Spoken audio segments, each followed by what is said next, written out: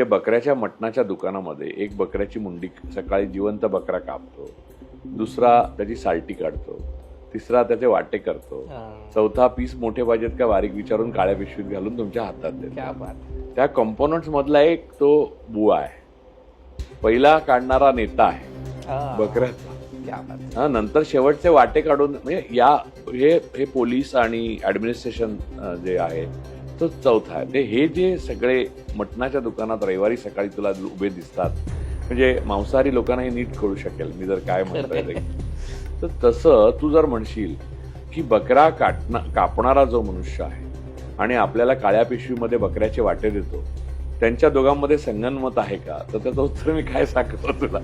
अरे ते सगळे मिळूनच ते बकऱ्याचं दुकान चालवत आहेत मटणाचं. इथे फक्त फरक एवढाच की तो बकरा आपण.